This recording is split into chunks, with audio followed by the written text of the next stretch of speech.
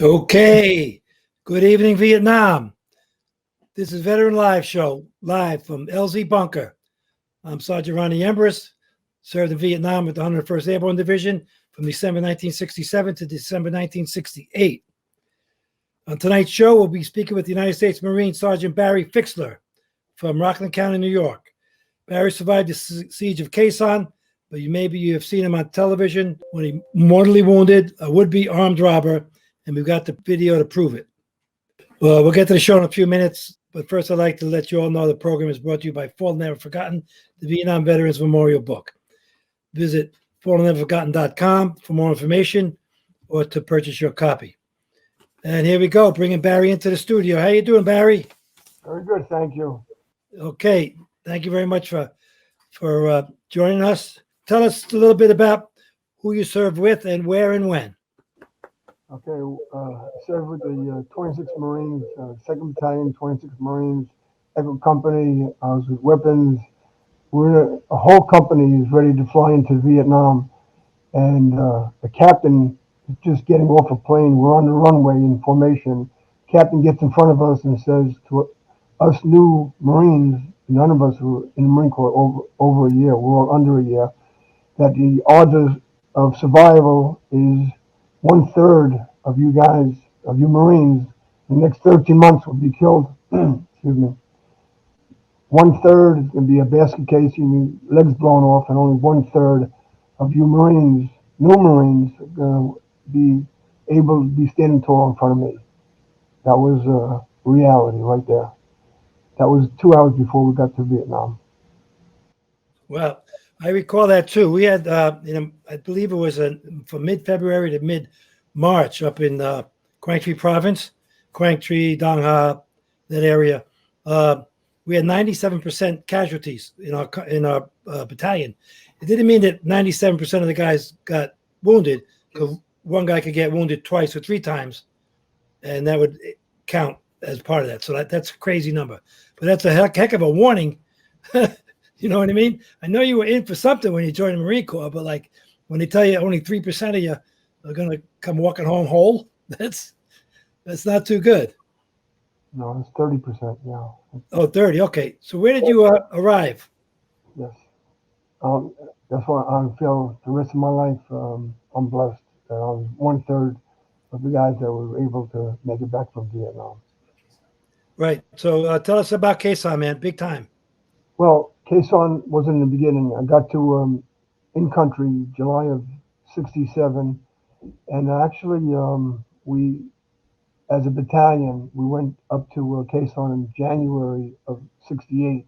So I was in country a good 5 or 6 months, which was really great, from ambushes to patrols, firefights. I felt the time we got to Khe San that I was pretty much a seasoned Marine. Just about had 6 months under my belt, and I had confidence. When you first get to Vietnam, you're green. Yeah, everything is new, but finally in January of '68, I was confident in myself. From Phu Bai, we took a C-130. The whole company got into it. A C-130 flew up to Khe San Combat Base, and we were in a combat base maybe an hour or two, and then a company operation. We left the combat base, and took us about 2 or 3 days to find Hill 861 Alpha. We had no idea that the NVA was totally surrounded. At that time, I was just a Lance Corporal. I just had exactly a year in the Marine Corps, and when we got to the foot of the hill, it was probably a full 5, 6, 7 hours to hump up the hill. Got to the top, and it was just elfin grass. It was totally wild. Nothing was dug in. Next to us was a hill that was operating already. 861. You had 861 that was operating. You had 881. So you had a few hill fights before we got there. 861 Alpha were a company size between 130 to 150 guys. We had to start digging in. We did a trench totally on top of the hill, surrounding the hill. We did a trench that each punch hole connected with each other. We still had no idea what we were about to face. Just a few days up there, we started taking incoming. When we started taking incoming, mostly mortars, of course, artillery. We started really digging deep, and digging deep. And I would say probably 3 or 4 days into the being on top of the hill, 861 Alpha, is when the really heavy siege came. It was every day was incoming. We got small arms, rockets, and of course artillery, and then big time with mortars. We'd hear the pop because they surrounded our hill. We hear pop, and we just yell out incoming, and sure enough, they would place those mortars right in our trench line. They were really pretty expert about that. Wow. Okay. And so that was January, late January, obviously, and then into February. And how long did you stay up there?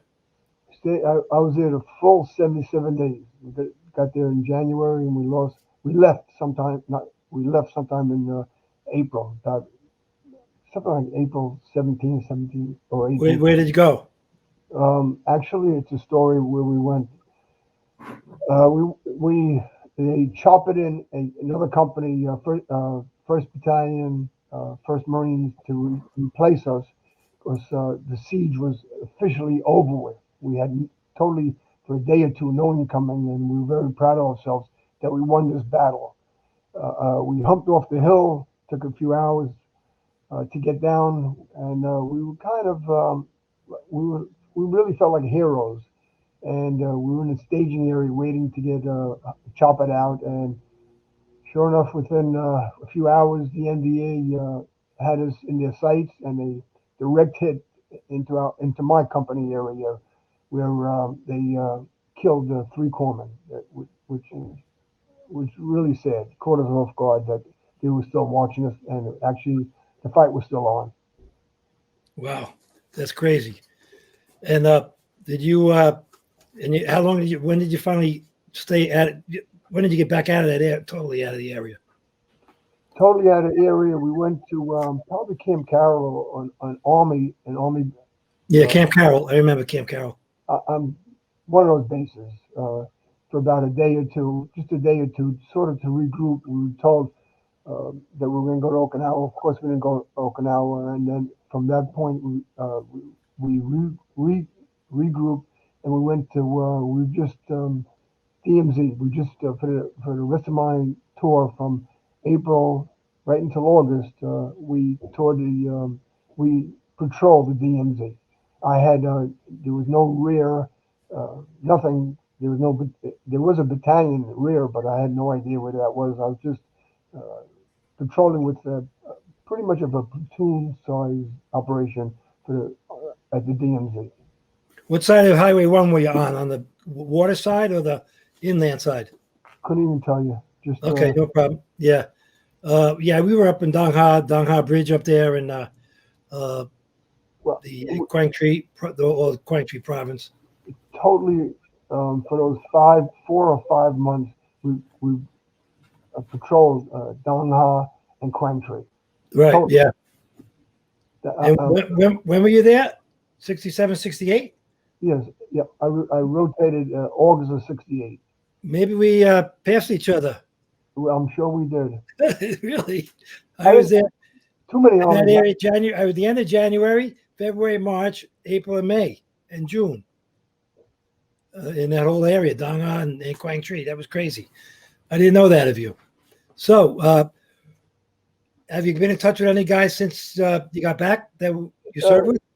Pretty much my squad leader. His name is Tom Eichler, my squad leader, and then a few other guys. That's nice. You know, I went to our 25th reunion, and I try to go. There's a Khe San organization that I haven't been to. I get their magazines twice a year. Khe San Veterans Magazine. The last time I went to a reunion was probably about 10 years. And the reason why 10 years, I see the fellows. I know them as teenagers or early 20s, and now they're all old and gray and feel like teenage. Okay. All right, here we go. We're going to go to a video that happened recently, and you could tell us when it happened, where it happened, about a robbery, Sure. and the sad results of what happened to somebody. Okay, go. Give it a go. So I can talk. Yep. Please do. Go ahead. This is Monday morning, Valentine's Day. My wife and I, the night before, went out drinking, celebrating Valentine's. Two guys, 9 o'clock in the morning. I'm just opening up the store. This is February 14th. A little bit of a hangover. Two fellas come in, and I'm used to fellas coming in early in the morning on Valentine's Day to get an engagement ring. The fella who's wearing the dark trench coat says to me, "You know what? I want to get engaged. I'm looking for a special diamond," and show it to me. So I thought nothing. My guard was down, and it was just very easy to. It's very common for fellas to come in first thing in the morning to get an engagement ring on Valentine's Day. So he's just picking out rings, and I get on my knees because I still have a headache from the night before. I had 2 martinis, and he picked out a certain marquee diamond. The marquee diamond was kind of expensive. It was like a 2 carat marquee shaped diamond, and it was something in the price range of $11,000 to $12,000. And I'm saying to myself, I don't know if we can afford it. I'm just I have to explain to him that the one he picked out is really up there. He hesitated for a minute. I'm looking at the price tag right now, and sure enough, boom! He actually cursed at me, "Move or I'll kill you! Move or I'll kill you!" And believe it or not, I know what you're watching goes real fast, but in my brain, God stopped that moment where I could not concentrate, to realize that this is the real thing, and now I gotta kill these two guys. I bolted for my weapon. I have a right behind where he's pointing now. I have a 38. I got down, shot both of them. Right now, where you see the fellow in the white hoodie, you can actually see the sheriff's department showed that the bullet entering his chest.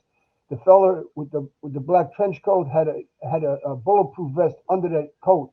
So I shot him with my 38.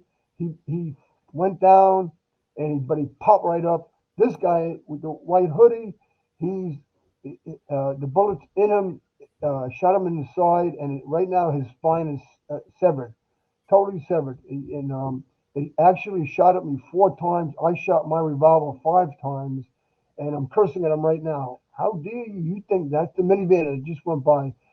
Actually, there was 2 guys that entered my store. There were 4 guys, 2 guys in another vehicle, 2 guys in my store, and 2 guys out of my store. So there's 2 vehicles out there. They had no idea that I am a Marine, and there's no way that they're going to get over on me. Now I'm out there trying to flag down the police, trying to flag down somebody. I have no rounds in my revolver, but I thought I only shot 3 times. I haven't shot five times, and I'm kind of yelling, like for somebody out there. Please call the police. Please call the police. Meanwhile, this guy is when the sheriff's department that you see him laying down there. When he went down, he actually took his gun out of his out of his hoodie, and actually tried to get a shot at me. So when the sheriff's department viewed this by frame, that this guy is a nasty guy and deserves to get shot. Looks like he got shot in the back, but he did not.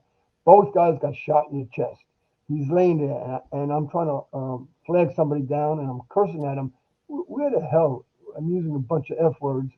Where the hell did you get the nerve? You think you're gonna get over on me? You think you're gonna get over on me? No way. Well, this guy lays there until well, of course, the police come and the paramedics come, and he goes into Nyack Hospital with the bullet hole that shot him in the side of the chest, severed his spine, and the surgeon that worked on him says to me that actually, Barry, guy's 19 years old. He may see one more year of life, and he died from that result of the bullet a year and a half later. So, but he was paralyzed, and actually they put him for a year and a half. in an old age home that he was paralyzed from the chest down. So he was a waste. The other fella, the police got him, got his revolver, showed that he shot at me 4 times, so that was proof. And he's still all the way upstate in New York. He's doing 15 plus years. He's a bad thug. These guys were all of these guys, all 4 were 2-time felons. The other 2 fellas that you don't see were sentenced to 8 years. When they got their vehicles, inside their vehicles, they had a body bag to put me in. They had duct tape, and one of the fellas was wearing surgical gloves, and he says that when the police got him, he still had the gloves on him. And he goes, "What are you doing with surgical gloves on?" "Nah, I gotta dump the jeweler's body. I gotta put him in the body bag, and I don't want to get his blood on me." So I could have, when I went to court, I could have gone for attempted murder, but it went to armed robbery was heavier. Meanwhile, one is dead, one is serving 15 years, and the other 2 is serving 8 years. Wow, that's crazy. Good for you. Well, God was on my side. Actually, Amen. when he had that, it's a semi-automatic that he had. I felt that God just stopped my life right there, that I could actually think that this is the real deal. There's a real automatic in my face, and now I got to kill these guys. And that's exactly what happened. Wow. So, I mean, does it bother you day to day when people walk? You still have the store? Of course, I have the store. I'm in the store right now. You know, Oh, people, oh, Barry, you got to retire. You got to do this. Go for counseling. Are you kidding me? Go for counseling? We have the greatest country in the world. How could these guys, dirtbags, who are 2 and 3 times felons, that's all they do is hurt good people? No, I was very proud of myself. And believe it or not, when the detectives were interviewing me, which are all on my side, I have a legal pistol. I was defending myself. I had it look like I was kind of sad of the shooting. I didn't want to grin, and then they would think, "What are you, a big shot or something?" yeah, I So, got you. Yeah. You uh, did. In other words, did what you had to do. of course, if I didn't, That's it. Yeah, leave it there. Leave it there. Don't gloat. You know what I mean? yep. Okay. That's actually crazy. All right. So tell us about the guy with 2 hand grenades and something about sleeping. Yep. Well, I actually have the hand grenades here. So these are the 2 hand grenades. They're not alive, are they? Okay, no, they're not live, but Right. this is. I got to Vietnam with 150 other Green Marines, and within 1 hour, in the staging area in Da Nang, they separated us, totally separated us. I'm used to training with these guys for the last 7 or 8 months. Now I'm by myself, totally by myself, put into a unit. When I got my orders, I was going up to Fubai with the 26 Marines. The sergeant gave me my orders, looked at me and goes, "You're dead. You're dead." And I turned around to a buddy of mine and says, "Wow, I'm here 1 hour and I'm told I'm dead already." Well, when I got to my unit, which they were up by Fubai, doing patrols every day, patrols and ambushes. Being I'm a new guy, I'm green right from the States. We went on an ambush. This is my maybe second or third night in Vietnam.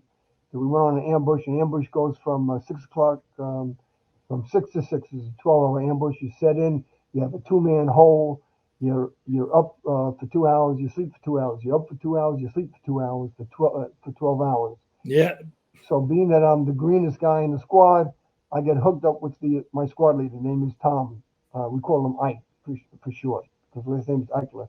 So Tom is my squad leader, and I go on. He goes on watch. I go on watch. He goes on watch. And it's about 12 to 2 in the morning. I go off watch. He goes back on watch. And I watch him. I'm only a foot or two from him. And of course, we can't talk during an ambush. Everything's quiet. And I see him holding 2 grenades. And I can watch him pulling out the pin. He's holding the spoon. He's holding the spoon in there.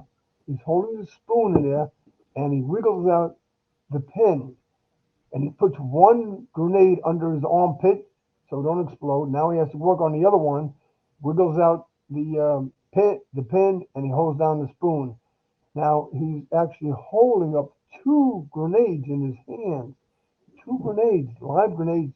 He's holding the spoon, just the spoons, just like that, holding spoons in. And I'm saying to myself, like, what the heck is going on here?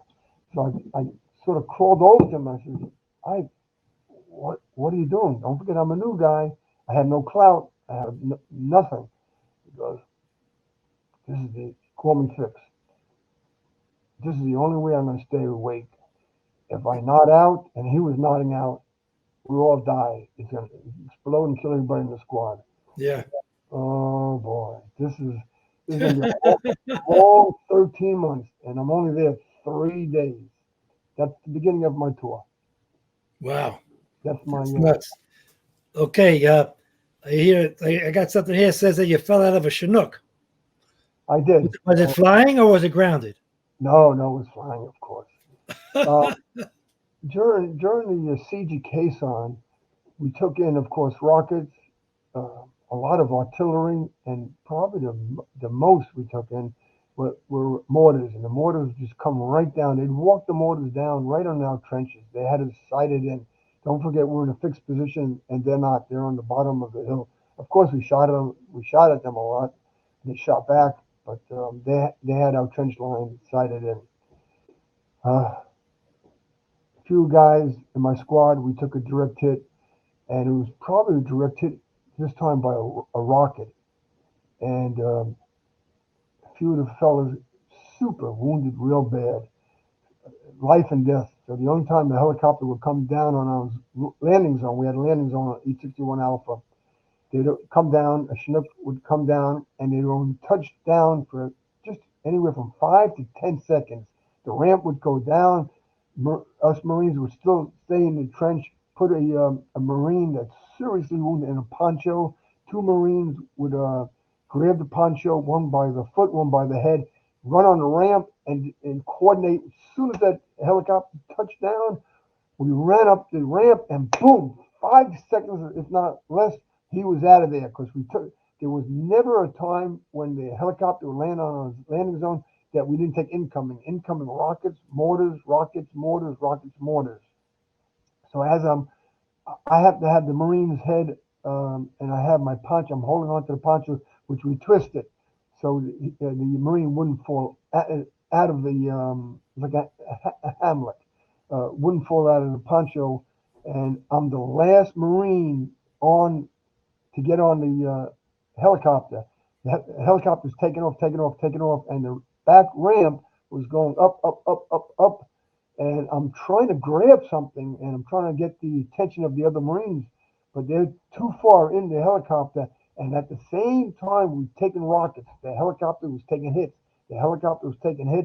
And sure enough, the helicopter was up. It tilted, and I went flying. Of course, I dropped the wounded Marine. I went flying. I opened my eyes for 1 second, and sure enough, that 1 second, I see the tops of trees. I have no idea where I was at, and I just prepared myself to land on my butt like a cannonball. When I was a little kid, 12 years old, 14 years old, you jump in a pool with a cannonball and make the biggest splash. And sure enough, when I went down, I landed on mail bags that was there for a few months. They were mail bags stuffed with sea bags for 5,000 Marines. 5,000 Marines couldn't get mail, so they designated a spot in the field for these mail bags. And probably the mail bags were 10 to 20 feet or 30 feet high. And thank God, God pushed me on the mail bags, and I just landed on mail bags. Not that I only landed on the mail bags, I bounced up 10 feet, and I was getting shot at when I bounced up.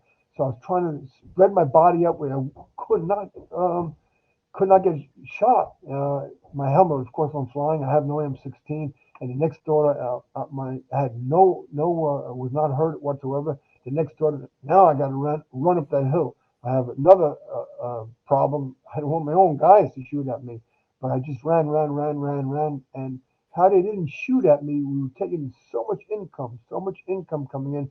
We were fighting out of trenches. I just ran up. I didn't say I'm a Marine. I'm just running up. In between all the income, which was pretty much mortars, and I just drove in the trench line. And I lost my helmet. You made it. Oh my God. That's a heck of a story, man. That's unbelievable. It just so happens I got a letter when the book came out, a letter from one of the Marines that witnessed it that was on the helicopter. And he told me when you landed in a safe area, probably in Dong Ha or Quang Tri, with the severely wounded Marines, they went to the first sergeant. So Lance Corporal Barry Fixler got shot, blown out of the helicopter.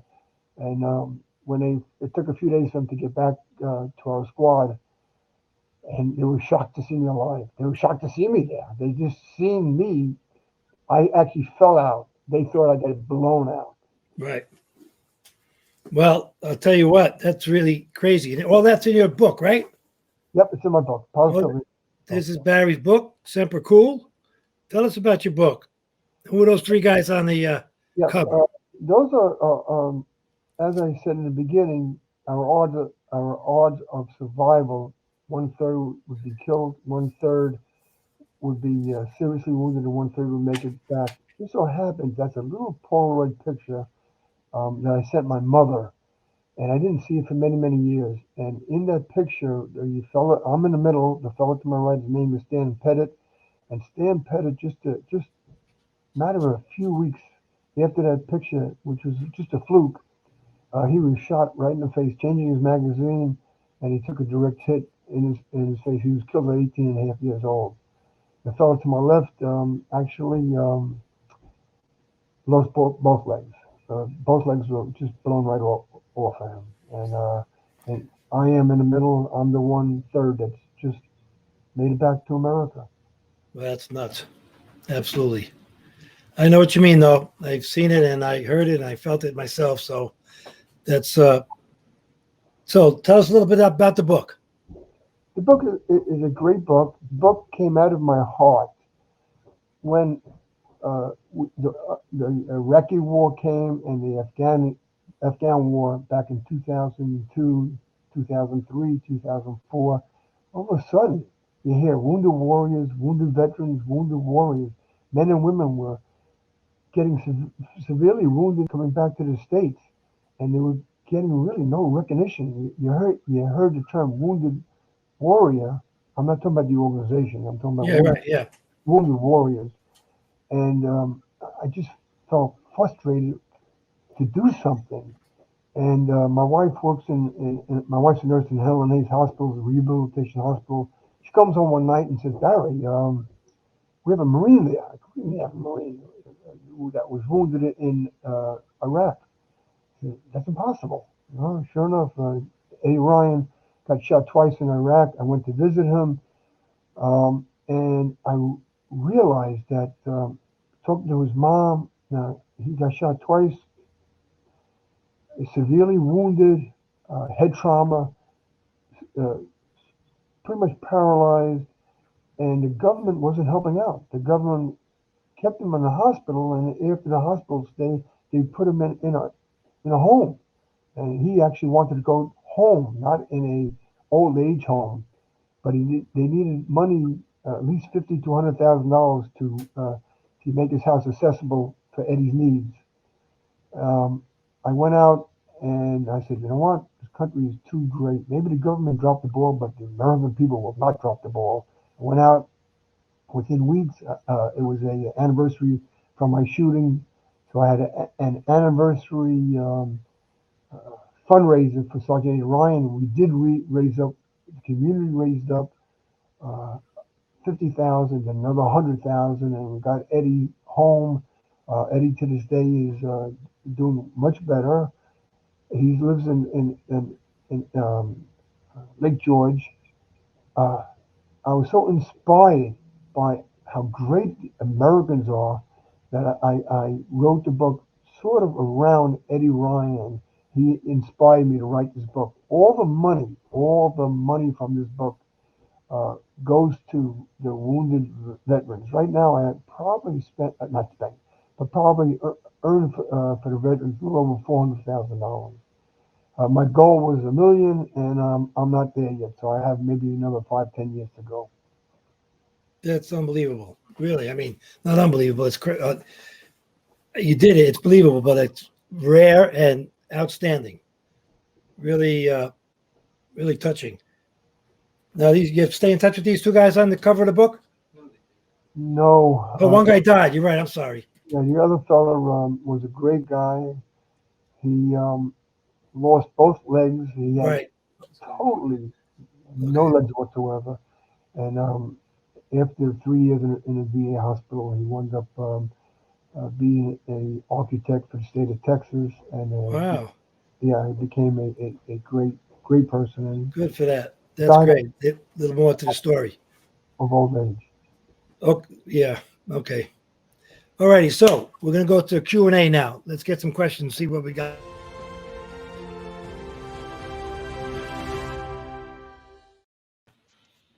Okay. First question or comment. Third of the fourth ADA in the house, 82nd. Thank you, Dominic Macchiarelli. Hopefully I pronounced your name good. Thank you for watching. Thank you for putting that comment in. Next. David Shiflett. Thank you so much for being there for us Vietnam veterans. 1099 River Rats, Vietnam, 6970. Glad to be back home. Still going. Amen, man. Thank you for your River Rats, that Brownwater Navy stuff, man. Appreciate it. John Sabia, great respect and honor to hear from all the Vietnam veterans. Thank you, John. Appreciate that. And Marie's back again. Kennemer, thank you for your service, United States Marine, Sgt Barry Fixler. Yes, thank you, Marie. Mark Harris, I was with the 1097 for the first half of 69, then transferred to the 1099. When they went home, I was sent to the 544th till August 70. Mark, what kind of outfits were you in? Maybe you could give us a little comment about that. Next. Again, John Sabia, 1979D Company, I imagine, 158th Aviation Battalion. Had a lot of campaign streamers on our guidon from Vietnam when I was there in 79 to 83. Oh, you served from 79 to 83. Very good, John. Thank you very much. Paying homage to all Vietnam veterans. Amen, brother. Welcome home. Dominic Macchiarelli again. He keeps putting his name up because I pronounce it right. Thanks, Dominic. God bless you, too. And that's the last one. Thank you for all those comments. You can send some pictures and comments in next time as well. All right, Mr. Barry. Thank you very much. Appreciate it. Semper Fi. And God bless you and welcome home.